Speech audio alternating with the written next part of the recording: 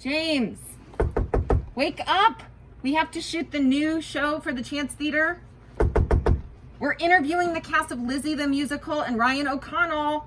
James, wake up!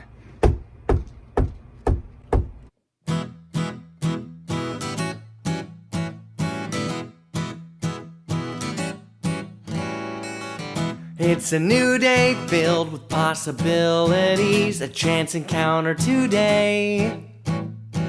The chance to tell you all about my favorite things, musicals and plays. You wanna meet me outside, but I'm spending my time rehearsing 12 hours a day. I don't have stock options or a 401k, but there's nowhere that I'd rather stay than theater today.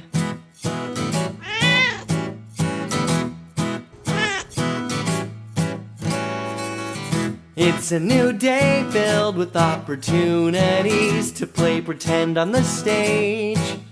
Hey, folks, wish we could hug. Not today. Hopefully someday. While there's sunshine outside, I'd rather spend all my time in darkness rehearsing my death, or something equally sad, repeating for hours, cue after cue. There's nothing that I'd rather do than theater with you. Than theater with you. Than theater with you. It's true, I love theater with you.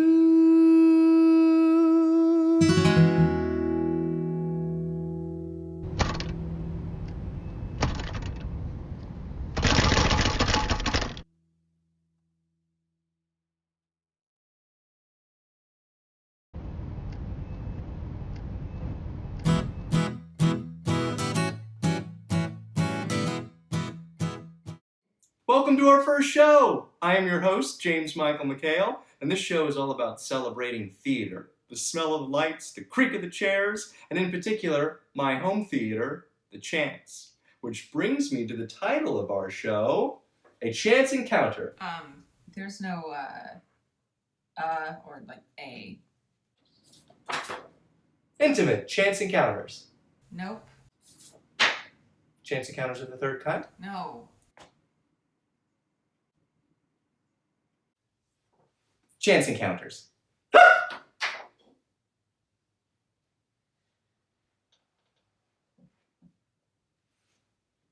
Each show we will celebrate our favorite theater traditions and interview artists from productions of yesterday, today, and tomorrow. Probably not today, but... Interview artists from productions of yesterday and tomorrow.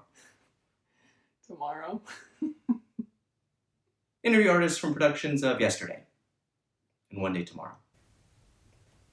And we will end each show with a performance of a classic monologue to remind us of the art. Can't wait. Today, I'm really excited to be talking with the cast of the LA Ovation Award-winning Lizzie the Musical and Ryan O'Connell, who after his time at the Chance went on to music direct the off-Broadway production of Ernest Shackleton Loves Me and composed music for some unknown place called Star Wars Galaxy's Edge at Disneyland. But first, let's start with two of my favorite theater traditions, sign-in, check-in.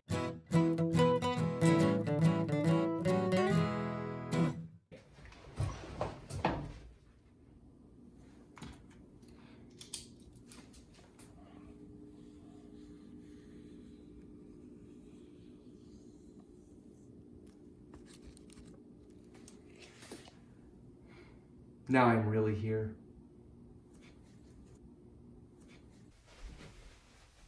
And now, check-in. A moment to be seen and heard by the ensemble.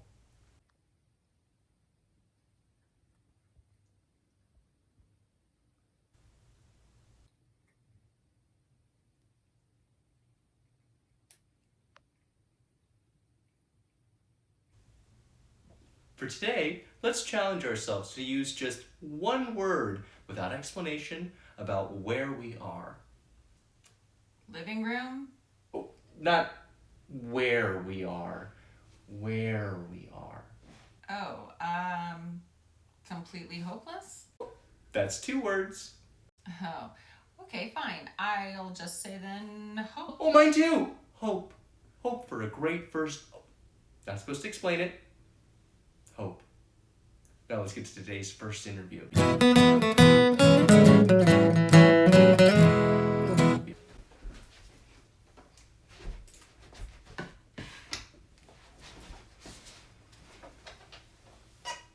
Hi all! So excited to chat with you today.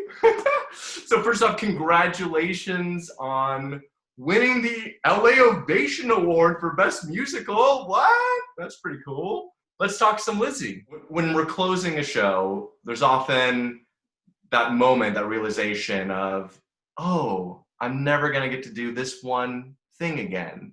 I'm gonna miss it. So what was that moment for you? One for sure is the finale, because just like everything, the finale and then Into the Bows, where you're like fully just a rock star and living your best rock star dreams. But I think it's the moment where I got down on a knee and basically just fully serenaded Monika. I think that's the moment. And at the end of the song, we end up by the stairs, both on the floor. Her head's like in my bosom, and that. We could do this again. Look, she remembers everything. Ready. She is ready. Let's go ahead and do this now, guys. I got to do some like crazy demonic body thrashing on high platforms and inside of bars and like strobe lights and very scary things that I think is rare in a musical piece, and that I definitely have not been able to do since then. And so releasing the demon that lies within is it's not a thing I've gotten to do in quite a while, and it was very fun. Your least favorite moment that you had to do on repeat? Squelching. Wait, what is it? Squelching was hard. The very end of the show, Wildest Dreams. I'll fly, and then I'm already tired by the end of that show, having belted my face off the entire time. I'm like, I really love the show, you guys, but I just want the song to be over. I just want to bow now. Did you say squelching? Is that what you said? Grelting. Screaming and belting. Oh, gotcha. Thank you. Very different. We have a couple more guests joining us today. Hey, Jocelyn. Hey, Robyn, director, music director. Hey, you. So I mentioned it at the top, but once again, it bears repeating. Congratulations, all of you, on winning the Ovation for Best Musical. That's incredible. Yes. I'd love to hear, tell me, what was that experience like? Being nominated was, and this sounds so cliche, it was an honor just to be nominated, but for real, it was an honor just to be nominated. And we already were really proud of what we had done and felt that it was really special, and it brought us a lot of joy. I didn't think of it as a real possibility that we would win. I was we got honored, that's so nice. And then they're and the winner is, and I was in the worst position to be trying to stand up for anything, because I had all of the contents of my purse kind of just in my lap outside of my purse. And so they called our name, and I was trying to, and I think I knocked over somebody's drink at one point. It was really a very not graceful moment for me, but it was so fun. And it was cool because then when I was looking around at how much, not 100%, but how much of our team was women. And that was the icing on the cake for me. I was oh my gosh, look at this female team that came together and killed it. You did! And I did. Okay, this is a question for Jocelyn. What did you want to do differently? What was your approach? Yeah, it was designed to be primarily a concert, behind mics for the most part, or the mics are, pulled off, that kind of thing. I don't know. I fell in love with the music of it, and I just was really intrigued, but I'm yeah, it's a rock concert, and yeah, those mics are so important, but why? It needs to be justified. Why is that? So that was one of the really exciting things, I think, creatively or conceptually for me, is once I figured that out. Once I was like, oh, it's finally when they have their voice and they're like full expressive and they're like, they are telling their story and they have control. That's what it is. And then I had to go back and like redo it. And I was like, oh, everybody's on body mics at the top of the show. And it feels like a totally normal, like stage musical, blah, blah, blah. And then that first time that Emma gets up there and, Lizzie's like, what the fuck? Because Emma just like pulls out that hand mic and is like, Lizzie, a one-woman show by Jocelyn. I'm loving this. What was the most rewarding part of this process? I'll say, just because I remember it so viscerally struck me, this is the one that hit me. It was actually so many performances in, I think it was like week 3 or something, when I'd come back to see the show. And I think they were high school girls or early college or something like that. I have no idea who they were, from Adam, and heard them after the show, and they didn't know me, and I just happened to be like there, and they couldn't stop talking, and they're like, I've never seen a musical like this. Like, I want to get on the stage and I want to like kick ass, and like it's finally about time, and like it made me cry. I'm starting to cry again. Gosh darn it. They were just so excited, and to like see their hearts kind of like on the stage and what they wanted to see themselves as. And I was like, okay, that was worth it right there. So happy to see the show this way. And so that got me, and I was like, ugh. I was going to say, just jumping off of what Jocelyn said earlier, like, it's nice, and I talk about this every time we do a talk back or one of these kind of things, like, it's nice to do something that passes the Bechdel test, be like, yes, finally, I get to, like, do a character that's nuanced and dope, who's interacting with other women, and it's not about a fucking man. Like, that was really sick. What was the one thing that the actors kept screwing up? I know mine. I got mine already. Or what note did you give all the time? And not to throw anyone under the bus, but specifically Monika. Oh. Rude. When Monika is like entangled in all of the fabric, it was when we have it like a close, when it was like a clothesline. Oh, the clothesline. And yeah. Get through to you. Yeah. And there was a rhythm pattern that, to be fair to Monika, I hated it. Ridiculous rhythm pattern. It was so hard. Yeah. It had no business being anywhere. You wanted a holding, like, and burn, and we never held the N. Like you wanted. We wanted to breathe. That's what that was. Every day you were like, guys.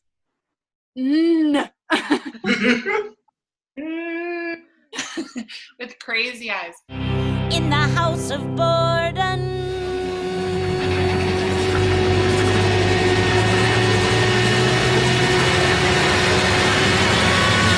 Monika said they had to breathe, and I kind of think that's an excuse. So. You did tell me. No, you try even talking in that fog. So the definition of a chance encounter is a fortuitous accident. So we'd like to end our interview with this question. What unexpected experience did you have in Lizzie that has had a lasting impact on you? So Lizzie happened to me really by chance. Ding. Basically, I was sitting in my New York apartment, and my friend from high school, who ended up going to theater school as well and was living in LA, was doing a show at the Chance this winter. And I looked up your website and I saw that you guys were auditioning for Lizzie. And I read this description and I was like, I kind of want to do all 4 of these parts. And so I'm just going to go for it. It changed a lot about me. It gave me like a lot of confidence at a time where I was feeling really badly about my future in the theater. It was like an incredible experience. I'm so grateful for all of you in my life. And it really got me to like connect to Orange County after being gone for 5 years and feel like a little bit of a home there too, and a new home at the Chance. And And I'm so grateful. Us I too. love that. You guys are like my freaking sisters. Like, I was so worried. I was like, oh God, poor girls. Like, how's this gonna go? And we were all like such good friends by the end of it. The show brought you together, and then you have this friendship that is lasting from it. That's so cool. Show really, I'm sure all of you agree, is the gift that keeps on giving. Sometimes you say the word. And now the actors, the artists upon the stage, pay tribute to our fearless leaders off stage, our directors. These unseen heroes impart wise words in the form of notes given at the conclusion of every rehearsal so that we might improve upon our craft. Here is but a sampling of director's notes read to you by members of the Chance Company. Err on the side of Golden Gate Bridge if you can. Also, love the suspenders. So bring the freedom of the wings to your forehead, as if the world could be found in each of your eyebrow hairs. More bug, less lady. What does don't do the eyebrow thing mean? Keep working to make sure the jelly isn't too sweet or going bad. Also, the hat work is excellent. Kangaroo-like. Christopher. Peaches. Not peaches.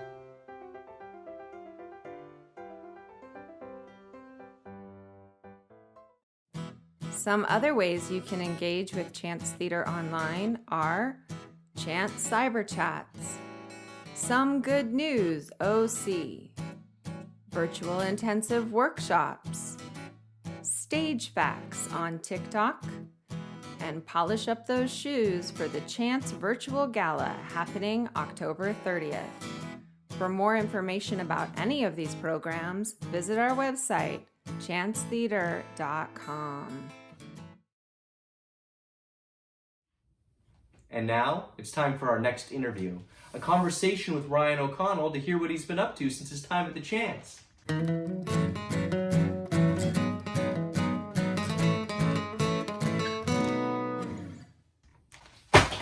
Hey, Ryan! Howdy! Thank you so much, Ryan, for joining me today. So excited to get to talk to you and catch up a bit. First off, how are you? I'm doing well. Family is mostly on the other side of the country. I'm the only one out here in Southern California, but so far so good. Awesome. And you're teaching and doing music. I've written, I was commissioned to write a 30-minute TYA musical for Musical Theater West, along with one of my writing partners, Whitney Avalon. So we just finished that last week. Amazing. In theater in this pandemic, So you music directed a lot for the Chance, right? So you music directed Loch Ness musical, a chorus line, Claudio Quest, and that's just a few of them. Yeah, the first thing I did was I was brought on very last minute for She Loves Me to be the pianist. Right. I had done the workshop of Loch Ness. I had done 2 workshops of Loch Ness because the director of those workshops had brought me on to as music director.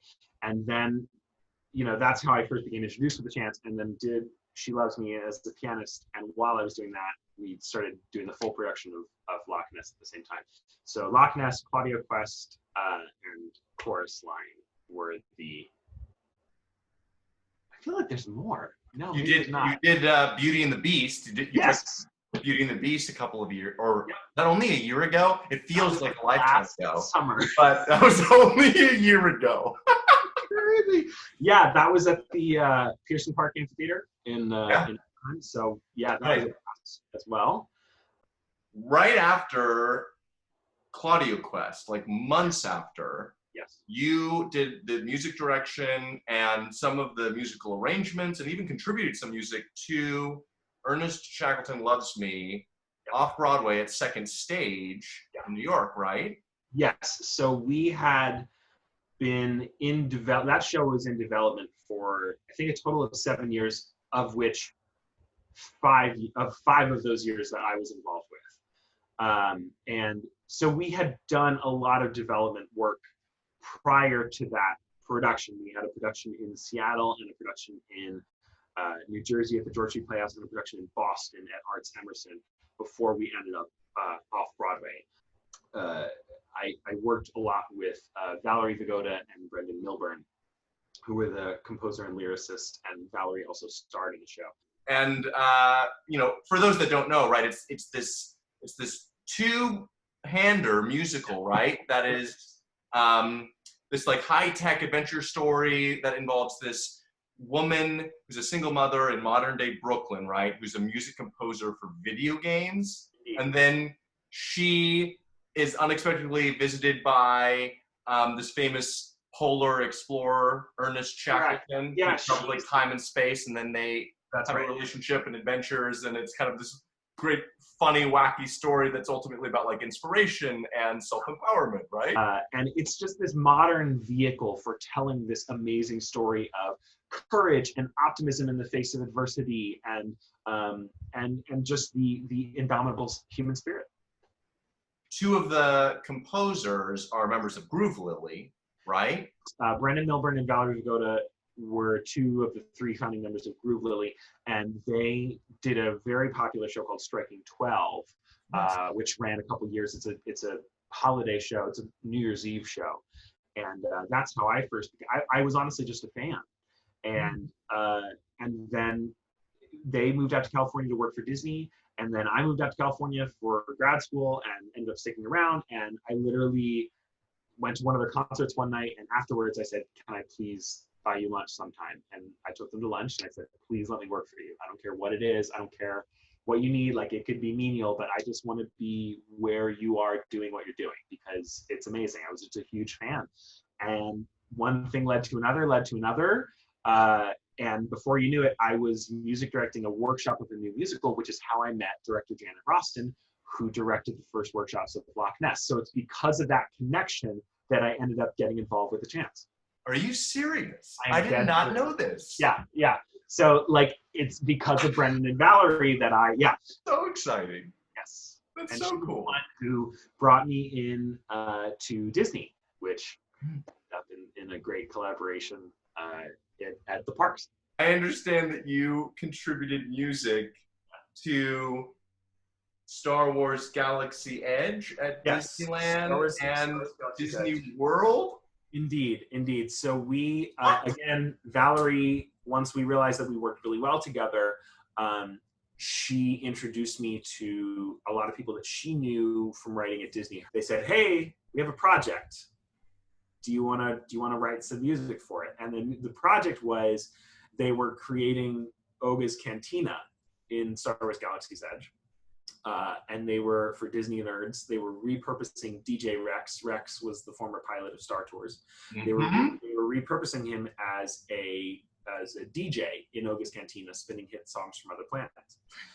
And so they needed a playlist of a whole bunch of songs that could have been intergalactic pop hits. They ended up loving it. They ended up loving what we wrote. Valerie wrote lyrics in a crazy alien language. She sang on it. She played electric violin. I rapped on it in an alien language. You rapped on it. You know, the first idea that we sent them, they're like, yeah, we love it. So they decided to put it into the venue. So now pretty much every hour on the hour, you can hear it. So, and then they gave us alien names as well. So Valerie Vigoda became Viguda, and I became Ryko. So it was... Became what? Say it again? Ryko, R-Y-C-O. So, Ryko. Yeah, Ryan O'Connell. So it ended up being Viguda featuring Ryko. When this happened, were you like slapping yourself, pinching yourself? Like, am I dreaming? Like, I would be losing my mind if this was me. Because not only am I a Star Wars nerd, but I'm also a Disney nerd. So, like, one of the reasons that I'm out here pursuing film scoring, pursuing composition, writing songs, is because of Disney. So, I mean, one of the most amazing projects of my life. Incredible. I am thrilled for you. So we end all of our interviews with this question. A chance encounter is a fortuitous accident. So what unexpected experience did you have in either one of the shows you've worked on at the Chance, Ernest Shackleton Loves Me, Star Wars for Disneyland, unexpected experience you had in those that has had a lasting impact on you? I think it was the amount of avenues that were opened up by being at the Chance and doing shows at the Chance. I think working at the Chance is more powerful than a lot of people realize. And I think it's because of the work that you guys do in developing talent and developing people who are at the beginning stages of their careers. I know that's the case for me, where it's like I was just getting started and the Chance gave me a shot and said, all right, you know, try your hand at orchestrating a full musical. It was the first time I had ever done anything like that. And I think because of that, we talked about this a little bit earlier, where it's like the path of working in this industry, one thing leads to another, leads to another, leads to another. And had I known all of the opportunities that were going to arise from working at the Chance, and forgive me, because it's like the Chance is the biggest little theater I've ever worked for. You would not expect that. It's a hidden gem that leads to humongous opportunities.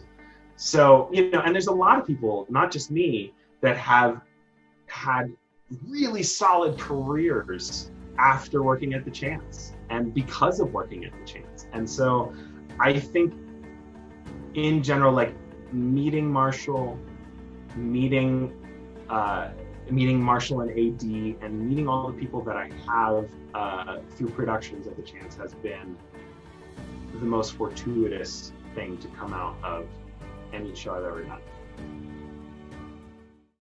Hey folks, now is when we pause the show to talk about why we do this. As a nonprofit theater, the Chance exists to serve our community. Please consider making a tax-deductible donation of any size by going to chancetheater.com/hearme to help us get through this unprecedented time.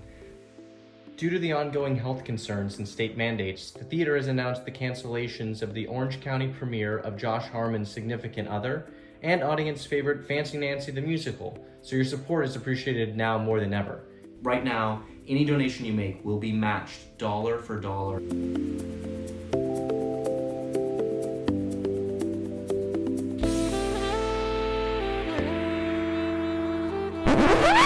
Oh my gosh, we only have a little bit of time left, but we must remember why we are here. The art of theater. Which is why I am thrilled to share with you a piece that took much preparation, much time, and much convincing. A monologue of the stage performed by one of our illustrious, incomparable, and loud Chance artists. Folks, I am proud to now present to you a classic monologue.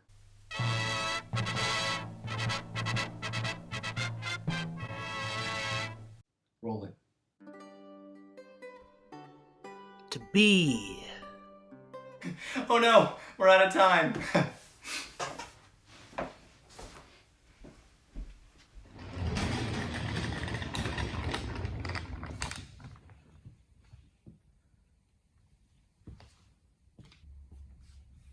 This is the ghost light.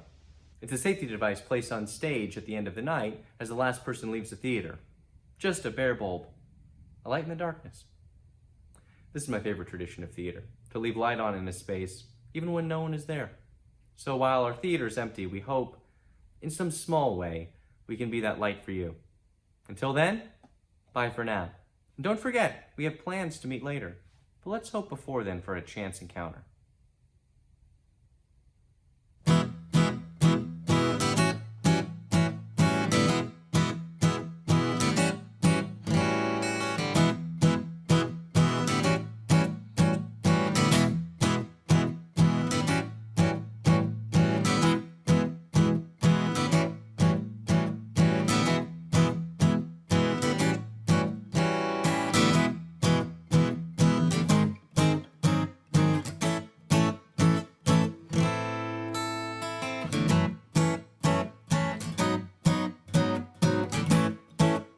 James, can we please get out of your bathroom now? We were having a moment.